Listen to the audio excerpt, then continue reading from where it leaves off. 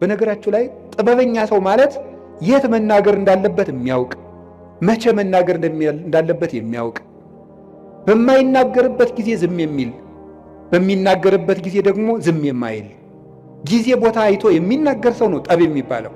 እንደገና ደግሞ ወጣት ነኝ እያላችሁ የምትቀልዱ ሁሉ ገና ልጅ አይደለው እንደምትሉ ለተንኮል ሲሆን ልጅ ነኝ አትሉ። ቁራው ሲሏችሁ ልጅ ነኝ ትላላችሁ። ለእግዚአብሔር እንዴት ጊዜ ታጣላችሁ? እኔ እኮ ይገርመኛል። እግዚአብሔር የቲክቶክን ሩብ ይደርሰዋል ዛሬ? እስኪ ንገሩኝ፣ ይደርሰዋል ወይ?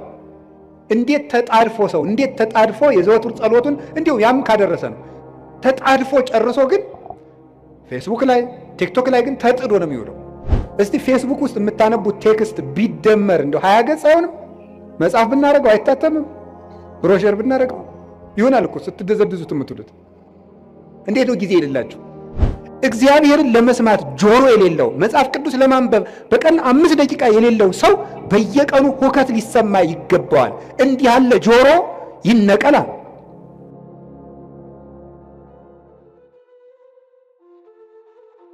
ሃይማኖት ምንጊዜም ለስጋ የማይመስል ነገር ነው። የምናወጋው የመንፈስ ነገር ስለሆነ የመንፈስ ነገር በስጋ ነገር ሊለካ አይቻልም። መቼስ አሁን ነፋስን በሜትር አንለካውም። ለሁሉም ነገር መለኪያ አለው። ውሃን በኪሎ ሜትር አንለካውም። የራሱ መለኪያ አለው። ለራሱ ነገር ለሁሉም ነገር መለኪያ አለው። ከፍታም መለኪያ አለው፣ ዝቅታም መለኪያ አለው፣ ረቂቅ ነገር መለኪያ አለው፣ ፈሳሽ ነገር መለኪያ አለው፣ ጠጣርም መለኪያ አለው። እንዲሁ መንፈሳዊ ነገርም የራሱ መለኪያ አለው። ውሃውን በሜትር ጤፉን ደግሞ በሊትር መቼስ ልለካው አይባልም። መለኪያ አለው። የነፍስም ነገር የራሱ መለኪያ የራሱ ዩኒት ስታንዳርድ አለው። የነፍስን ነገር የምንረዳው እግዚአብሔርን በመፍራት ነው። እግዚአብሔር ጊዜን ሳይፈጥር ነበረ፣ ጊዜን ፈጠረ። የመጀመሪያዋ ሰዓት መጋቢት 29 ቀን ፈጠረ። ጊዜ በጊዜ ምን እንደተደረገ አስተውሉ። በጊዜ ከተደረጉ ነገሮች አንዱ እግዚአብሔር በጊዜ ይሄንን ዓለም ፈጥሮታል። ይሄንን ዓለም ፈጠረ። 7 ዕለታትን ፈጠረና አቆመ። 7 ዕለታት በዕብራውያን አነጋገር 7 ቁጥር ፍጹም ቁጥር ተደርጎ ይነገራል። መጽሐፍ ቅዱስ ሲተረጎም ማወቅ ካለብን ነገሮች አንዱ የመጽሐፍ ቅዱስን መነሻ ባህል ነው ማወቅ የሚገባል። የመጽሐፍ ቅዱስን መነሻ ባህል ስናውቅ መጽሐፍ ቅዱስን መረዳት እንችላለን። ስለዚህ በዕብራውያን ወይም በእስራኤል ባህል 7 ቁጥር እንደ ፍጹም ቁጥር ይቆጠራል። በኢትዮጵያ ለምሳሌ 10 ቁጥር እንደ ፍጹም ቁጥር ይቆጠራል አይደል? አታውቁም? ለምሳሌ የሆነ ሰው 10 ጊዜ አጨቅጭቀኝ ይላል። እናንተ ግን 3 ጊዜ ብቻ ሊሆን ይችላል ያላችሁት። ለምንድነው 10 ጊዜ የሚለው? ጭራሽ ማለት ነው፣ ፍጹም ማለት ነው። ምን 30 ጊዜ ጨቀጭቀኝ ያላያ ይላል። እስመ ሁልቆ ሳብዕ በኀበ ዕብራውያን ፍጹም ውእቱ፣ በዕብራውያን በእስራኤል 7 ቁጥር ፍጹም ነው ይላል እግዚአብሔር። ስለዚህ ምን አደረገ? 7 ዕለታት ብቻ ፈጠረ። ለምንድን ነው እግዚአብሔር 7 ዕለት ብቻ የፈጠረው ስትሉ 7ቱ ቀኖች ፍጹም ናቸው ለማለት ነው። 7 ብቻ። ለምን 8 ቀን አይፈጥርም እግዚአብሔር? ወይስ ዝቅ ብሎ 6 ቀን ቢያደርገው ምን አለ? የዓመቱን መለኪያ 7 ቀን ያደረገው ለምን ይመስላችኋል? 7ቱም ዕለታት ፍጹም ናቸው ይላል። እንዲያውም ልንገራቸው፣ የዚህ ዓለም ዋና ምሰሶዎች 7 ዕለታት ናቸው። በመጽሐፈ ምሳሌ ምዕራፍ 9 ከቁጥር 1 ጀምሮ እንዲህ ይላል፣ ጥበብ ሐነጸት ቤተ ወአቀመት ላቲ 7 አዕማደ። ጥበብ ቤቷን ሰራች 7 ምሰሶዎችንም አቆመች ይላል። ጥበብ ቤቷን ሰራች። ጥበብ የተባለ እግዚአብሔር ወልድ ነው። መንፈሳዊ ትርጉም አለው። የዛሬው ዓላማችን ግን እሱ አይደለም። ጥበብ ወልድ ይችን ዓለም ፈጠረች፣ 7 ምሰሶ አቆመች ማለት 7 ዕለታትን ፈጠረች ማለት ነው። 7ቱ ዕለታት ለምንድን ነው ምሰሶ የተባሉ ሲባል ምሰሶ ቤቱን እንደሚያጸናው በዚህ ዓለም የሚኖር ነገር ሁሉ ጸንቶ የሚኖረው በ7ቱ ዕለታት በሚሰራ ስራ ነው ማለት ነው። ምሰሶው ሲፈርስ ወይም ምሰሶ ቢነቀል ቤቱ እንደሚናድ ሁሉ የሰው ልጅ ሕይወቱ የሚናደው ወይም የሚፈርሰው በ7ቱ ቀናት በሚሰራቸው ስራዎች ናቸው። 7 ቀን የምንሰራው ስራ ወይ ሕይወታችንን ያፈርሳል ወይ ሕይወታችንን ይሰራል። ምሰሶዎቹ በትክክል የቆሙለት ቤት እንደማይፈርሰው ሰባቱን ዕለታት እንዴት መጠቀም እንደሚችል የሚያውቅ ሰው የጸና ቤት ይኖረዋል። የልብ ቤት፣ የአይምሮ ቤት፣ የሥጋ ቤት፣ የነፍስ ቤት ይኖረዋል ማለት ነው። ስለዚህ ዕለታትን ከመጠቀም ነው። እንኳን እኛ እግዚአብሔር ራሱ ቀን ተጠቅሞ ነው ስራ የሰራ። ቀንን የማይጠቀም ሰው ምንም ማድረግ አይችልም። እግዚአብሔር 6 ቀን ነው ይህን ዓለም የፈጠረው። አይገርማችሁ? በ6 ቀን ዓለምን ፈጠረ። ምን ማለቱ ይመስላችኋል? ኋላ ያን 6 ቀን ደግሞ ለእኛ ሰጠን።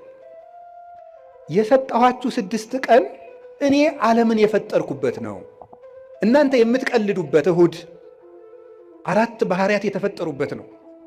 መሬት፣ ውሃ፣ ነፋስ፣ እሳት 4 ባህሪያት፣ 7 መላእክት፣ 7 ሰማያት፣ መላእክት፣ ብርሃን 8 ፍጥረታትን ያከናወንኩበት ቀን ነው። እናንተ የምትቀልዱበት ሰኞ ይሄን የምታዩትን ጠፈር የዘረጋውበት ቀን ነው።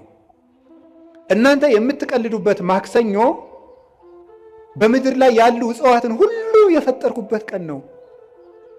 እናንተ እንደዋዛ የምትገፉት ረቡዕ በዚህ ዓለም የሚያሸበርቁ ፀሐይ፣ ጨረቃ፣ ከዋክብትን ያበራሁበት ቀን ነው። እናንተ በስንፍና የምትሸኙት ሐሙስ በባህር ውስጥ ያሉ አዞ፣ ጉማሬ፣ ሌሎችን አንበሪዎችን በክንፍ የሚበሩትን፣ በእግራቸው የሚሽከረከሩትን፣ በክንፋቸው የሚበሩትን ሁሉ ያስገኘውበት ቀን ነው።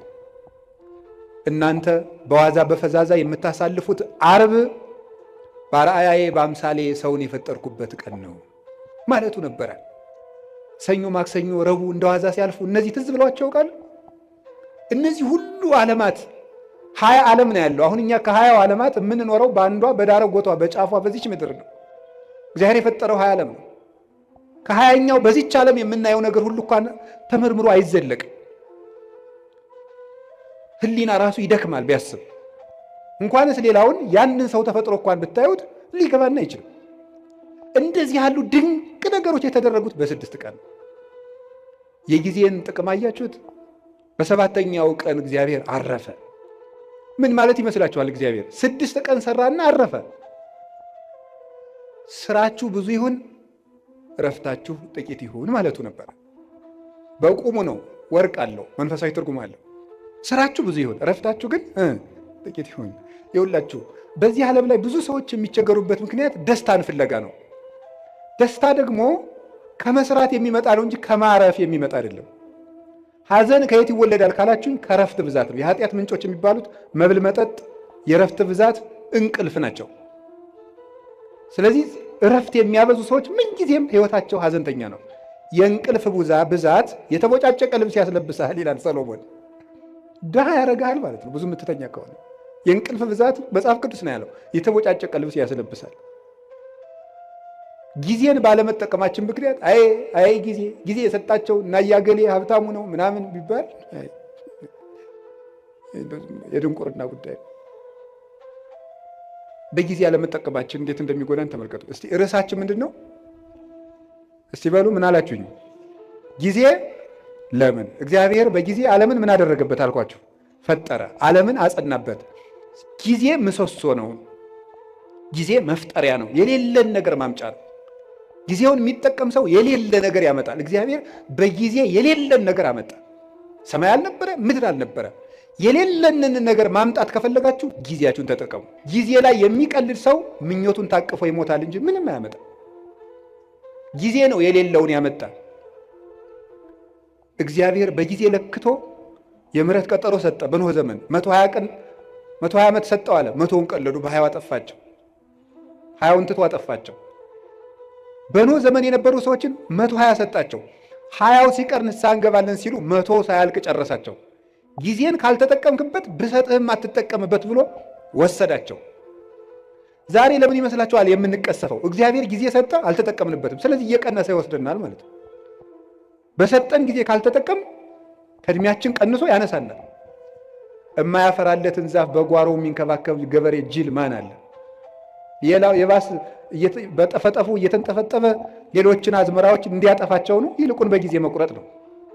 ስለዚህ እግዚአብሔር ይቆርጣል። የማያፈራውን ፍሬ የማያፈራውን ዛፍ ከሱ ይቆርጡታል ብሎ ነግሮታል። ወይ ወዲዎ ውስተ እሳተ ገሃነም፣ በእሳት ያቃጥሉታል። ምን ፍሬ የማያፈራውን ቅርንጫፍ።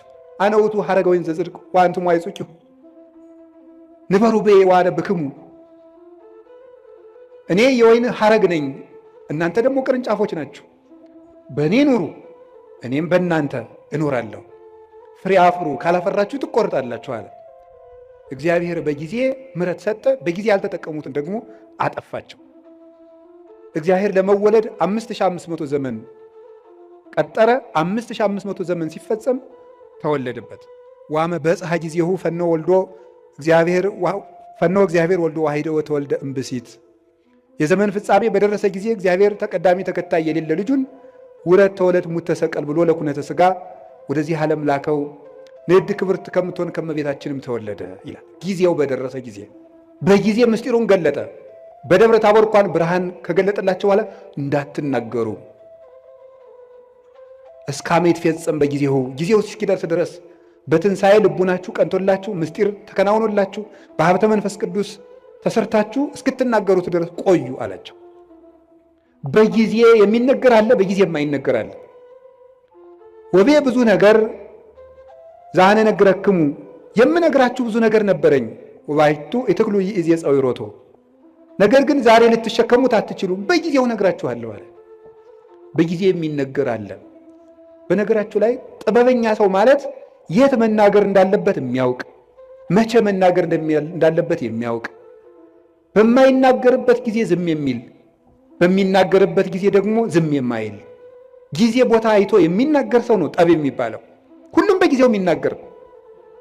ጌታችን ኢየሱስ ክርስቶስ በጊዜው ተሰቀለ፣ በጊዜው ተያዘ፣ በጊዜው ሞተ፣ በጊዜው ተነሳ፣ በጊዜው አረገ፣ በጊዜው ሀብተ መንፈስ ቅዱስን ላከላቸው 10 ቀን ጠብቆ። ያለ ጊዜ ጸጋም አይሰጥም።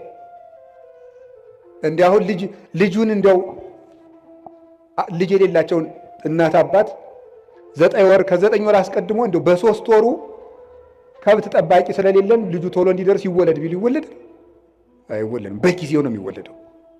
ለመውለድም ጊዜ አለው። ጸጋም በጊዜው ነው የሚሰጠው። ጥያቄም በጊዜው ነው የሚመለሰው። ጊዜ አለው። አሁን ፈልግ ያለው ቢባል አይሆንም፣ በጊዜው ይሆናል። መቆየት ያለብንን መቆየት። እግዚአብሔር በጊዜው ሁሉን ሰራ። እንግዲህ ደግሞ በጊዜው ይመጣል። ያ ጊዜ መቼ እንደሆነ ደግሞ አታውቁም ብሎናል። ትግሁ እንከ እስመ የተአምሩ ጊዜ ይመጽእ እግዚእክሙ፣ ጌታችሁ የሚመጣበትን ጊዜ አታውቁምና ተግታችሁ ጠብቁ። ሶበሰ አይመረ በአለቤት ጊዜ ይመጽእ ሰራቂ እምተጋ ዋህለወ፣ ባለቤት ሌባ የሚመጣበትን ጊዜ ቢያውቅ ኑሮ በዚያች ሰዓት ይተጋ ነበር። ግን ሌባው መቼ እንደሚመጣ ስለማያውቅ ሌሊቱን ሙሉ መትጋት አለበት። እናንተም ጌታችሁ የሚመጣበትን ሰዓት ብታውቁት በዚያች ሰዓት ብቻ ትተጉ ነበር። ግን ጌታችሁ በ10 ዓመታችሁ ይምጣ፣ በ20 ዓመታችሁ፣ በ30 ዓመታችሁ ይምጣ፣ በ50 ዓመታችሁ፣ ስትጀምሩ ይምጣ፣ ስትጨርሱ አታውቁትም። ስታገቡ ይምጣ፣ ስትሸመግሉ ይምጣ፣ ሳታገቡ ይምጣ፣ ስታገቡ ይምጣ፣ አታውቁትም። በድህነታችሁ ጊዜ ይምጣ፣ በሀብታችሁ ጊዜ ይምጣ፣ ስትሾሙ ይምጣ፣ ስትሻሩ ይምጣ፣ የምታውቁት ነገር የለም። በሰጣችሁ ጊዜ ተዘጋጅታችሁ ኑሩ ብሎ ሰጥቶናል። ጊዜ እንዲህ ያለ ሀብት ነው። የእግዚአብሔር ቤተሰቦች በጊዜ እንጠቀምበት። ጊዜን አባቶቻችን ብዙ ሰርተውበታል። ቅዱስ ቂርቆስ ያን ሁሉ ሰማዕትነት ሲፈጽም የስንት ዓመት ልጅ ነበር? የ3 ዓመት ልጅ ነው። ድንግል ማርያም የአምላክ እናት ስትሆን የስንት ዓመት ልጅ ነበረች? የ15 ዓመት ልጅ ነበረች። እንግዲህ እዚህ ውስጥ 50ም አለ 60ም አለ። እንደገና ደግሞ ወጣት ነኝ እያላችሁ የምትቀልዱ ሁሉ ገና ልጅ አይደለው እንዴ የምትሉ፣ ለተንኮል ሲሆን ልጅ ነኝ አትሉ። ቁረቡ ሲሏችሁ ልጅ ነኝ ትላላችሁ። ኃጢአት ሲሆን ልጅ ነኝ አትሉ ትላላችሁ። አረ ይሄ ልጅ ነኝ ገና ቆይ ይሄን አትስጡ ትላላችሁ አትሉ። ግጥም አድርጎ ለመብላት ልጅ ነኝ የሚል አለ እንዴ? አይጣላ ድረስ አይደለም አሁን ማለት ተገኝቶ ነው። እንዲሁም ትንንሽ ነው ብዙ የሚበላ። ለማመንዘር ልጅ ነኝ የሚል አለ? የለም። ትንሹም ትልቁም ለጽድቅ ሲሆን ልጅ ነኝ አትበል ብሏል። ሕፃን ነኝ ኢትበል እስመ ንዑስ አነ፣ እኔ ልጅ ነኝ አትበል ብሏል። ትንቢተ ኤርምያስ ምዕራፍ 1 ቁጥር 8 ላይ ለበጎ ነገር ልጅ ነኝ አትበል። ስለዚህ የእግዚአብሔር ቤተሰቦች ቅዱስ ጊዮርጊስ 4 ጊዜ ሞቶ ሲነሳ ያ ሁሉ ሰማዕትነት ሲፈጽም ጠቅላላ ዕድሜው 27 ዓመት ነው። በጊዜ አባቶቻችን ተጠቀሙበት። በቀኝ የተሰቀለ ወንበዴ መንግሥተ ሰማያትን የወረሳት በ3 ሰዓት ዝግጅት ነው።